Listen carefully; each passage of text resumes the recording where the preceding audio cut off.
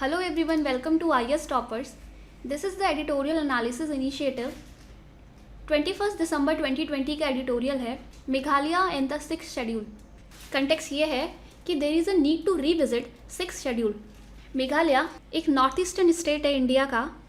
It is among the seven sisters of north east. Meghalaya year 1972 में आसाम से curve होके एक सेपरेट स्टेट बना था। मेघालय एक ट्राइबल डोमिनेटेड स्टेट है, तो यहाँ पे एक फ्रिक्शन है ट्राइबल्स और नॉन ट्राइबल्स के बीच में, यानी हमें कम्युनल वायलेंस देखने को मिलता है मेघालय में। लास्ट 2 डिकेड से ये स्टेट रिलेटिवली पीसफुल है, यहाँ पे मेजर एथनिक वायलेंस नहीं हुआ है।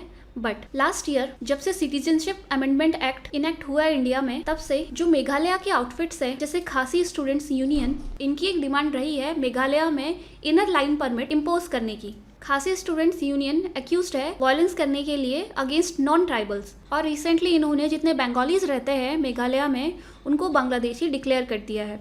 तो आइए जानते हैं सिक्स शेड्यूल क्या है और इनर लाइन परमिट क्या है and what is this issue in detail. सबसे पहले देखते हैं administrative structure in Meghalaya. This is the map of India and this is Meghalaya. The entire state of Meghalaya, that is 97% of Meghalaya, is covered under 6th schedule under Article 244 of Indian Constitution. सिर्फ 3% area है with in Meghalaya जो उसकी capital Shillong है, और कुछ और towns हैं जो 6th शेड्यूल के अंदर कवर नहीं होते हैं। 6th शेड्यूल के अंदर कुछ प्रोविजंस है for the administration of tribal areas जो कि इम्प्लीमेंटेड है in the state of Assam, Meghalaya, Tripura and Mizoram. इनसे इन स्टेट्स को एक ऑटोनॉमी मिलती है एडमिनिस्ट्रेशन में। ये स्टेट क्रिएट कर सकते हैं ऑटोनोमस डिस्ट्रिक्ट काउंसिल्स या फिर रीजनल काउंसिल्स, जिससे ये ट्राइबल एरिया को एक ऑटोनॉमी मिलती है एडमिनिस्ट्रेशन करने के लिए। जो ये ऑटोनोमस डिस्ट्रिक्ट काउंसिल्स है एक टाइप के मिनिएचर स्टेट्स आप समझ सकते हैं, जिनके पास खुद की लेजिस्लेटिव, एग्जीक्यूटिव और जुडिशियल पावर होती है। यानी विद इन द स्टेट्स कुछ डिस्ट्रिक्ट काउंसिल्स क्रिएट किए जा सकते हैं जिनके पास कुछ लिमिटेड ऑटोनॉमी होती है for protection of the rights of tribals. अब देखते हैं फीचर्स क्या है 6th शेड्यूल के। ऑटोनोमस डिस्ट्रिक्ट काउंसिल्स स्टेट की एग्जीक्यूटिव अथॉरिटी के बाहर होते हैं, यानी ये सीधे रिपोर्ट कर सकते हैं गवर्नर ऑफ द स्टेट को। गवर्नर के पास पावर्स होती हैं to organise and reorganise autonomous districts. इनकी एरिया को इंक्रीज या डिक्रीज करना, इन डिस्ट्रिक्ट्स के नेम चेंज करना या फिर इनकी बाउंड्रीज को डिफाइन करना। हर ऑटोनोमस डिस्ट्रिक्ट के पास एक डिस्ट्रिक्ट काउंसिल होता है जिसमें 30 मेंबर्स होते हैं, 26 इलेक्टेड होते हैं और 4 नॉमिनेटेड होते हैं।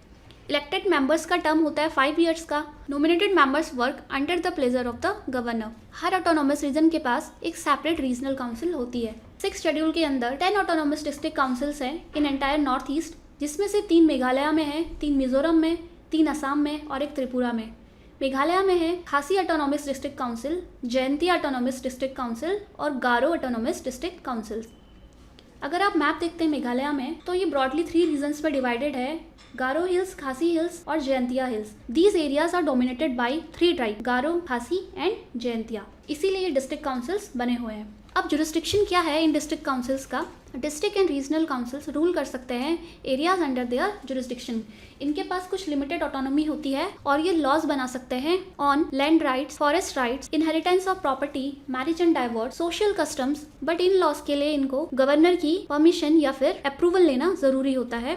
ये कलेक्ट कर सकते हैं लैंड रेवेन्यू और कुछ टाइप के टैक्सेस भी इम्पोज कर सकते हैं अपने ऑटोनोमस डिस्ट्रिक्ट्स के अंदर, अपने टेरिटरी के अंदर। ये कुछ विलेज काउंसिल्स या फिर कोर्ट भी बना सकते हैं for the trial of certain suit जिसमें ट्राइबल्स इन्वॉल्व हो, तो ये विलेज काउंसिल्स या फिर सिविल कोर्ट्स भी बना सकते हैं अपने टेरिटरी के अंदर।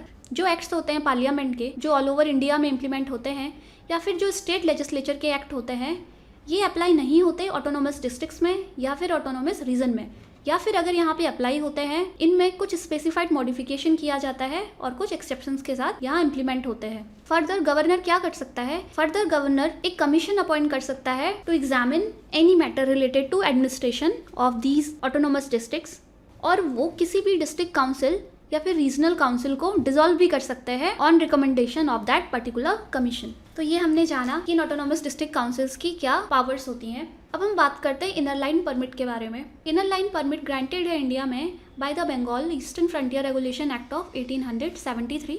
ये एक टाइप का ऑफिशियल ट्रैवल डॉक्यूमेंट होता है जिसे स्टेट गवर्नमेंट इशू करती है। इनर लाइन परमिट को आप वीज़ा की तरह समझ सकते हो। जैसे किसी पर्टिकुलर कंट्री में जाने के लिए आपको वीज़ा की ज़रूरत पड़ती है, वैसे ही इंडिया के कुछ स्टेट्स में अगर आप विजिट करना चाहोगे तो आपको इनर लाइन परमिट की ज़रूरत पड़ती है। वो स्टेट्स हैं अरुणाचल प्रदेश, नागालैंड, मिजोरम और वेरी रिसेंटली 1 जनवरी 2020 से मणिपुर भी इनर लाइन परमिट के अंदर आ चुका है। तो there are presently 4 state under ILP। ये एक तरह का ऑफिशियल ट्रैवल डॉक्यूमेंट है जो कि ये स्टेट की गवर्नमेंट इशू करती है to allow any Indian citizen to visit to these states and live there for a limited period of time. After the implementation of Constitutional Amendment Act, Meghalaya में ये demand उठ रही है कि इस पूरे स्टेट को ILP के अंदर प्रोटेक्ट कर दिया जाए। अभी मेघालय के अंदर 6 शेड्यूल है बट शिलोंग के अंदर नहीं है।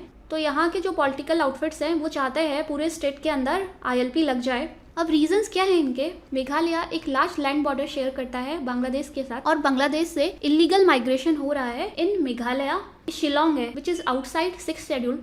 यहाँ पे क्या हो रहा है, ये एक हब बन चुका है इलीगल इमिग्रेंट्स का। जो प्रोविजंस हैं कॉन्स्टिट्यूशनल अमेंडमेंट एक्ट के वो अप्लाई नहीं होते हैं in the states mentioned in the 6th schedule of Indian constitution and the states जिनके पास इनर लाइन परमिट है। क्योंकि शिलोंग अभी इसके एम्बिट से बाहर है, इसीलिए यहाँ पे डिमांड है to bring the state under inner line permit. अब देखते हैं कंसर्न्स एंड चैलेंजेस क्या है मेघालय में। 6th शेड्यूल का रेशनल था किसी भी मेजॉरिटी डोमिनेटेड स्टेट में अगर ट्राइबल्स माइनॉरिटी में हैं तो उनके राइट्स को प्रोटेक्ट करने के लिए। बट हम मेघालय में देखते हैं कि ये एक खुद ट्राइबल डोमिनेटेड स्टेट है जहाँ पे 90% ऑफ द असेंबली सीट्स जो कि 55 आउट ऑफ 60 सीट्स रिजर्व्ड हैं ट्राइबल्स के लिए। तो ये एक तरह का डिस्क्रिमिनेशन है against the non tribal resident of the states जो उनके फंडामेंटल राइट्स को इन्फ्रिंज करता है, हैम्पर करता है। कौन से फंडामेंटल राइट? आर्टिकल 14 के अंदर, 15 के अंदर, 19 के अंदर और 21 के अंदर। The rights are right to equality before law, right against discrimination, right to settle anywhere in India and right to life and personal liberty. The non tribal resident of this state are deprived of property rights in Meghalaya. Further यहाँ पे repeated rights होते हैं, दंगे होते हैं, ethnic violence हो रहा है जिसकी वजह से मैनी नॉन ट्राइबल्स स्टेट छोड़ के बाहर चले गए हैं। और हम देख सकते हैं कि इनका पॉपुलेशन जब ये स्टेट बना था 1972 में तब 20% था, जो अभी 2011 के सेंसस में सिर्फ 14% रह गया है।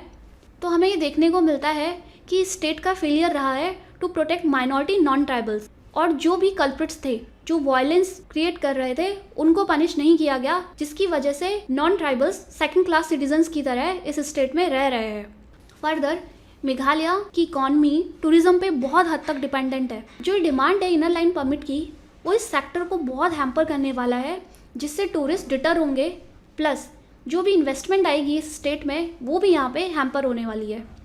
एक और इसका इम्पैक्ट है कि जो PM की एक्ट ईस्ट पॉलिसी है, एक्ट ईस्ट पॉलिसी है कि इंडिया को कनेक्ट करना with the south east Asian nation, यानी आसियान नेशंस के साथ इंडिया को इंटीग्रेट करना।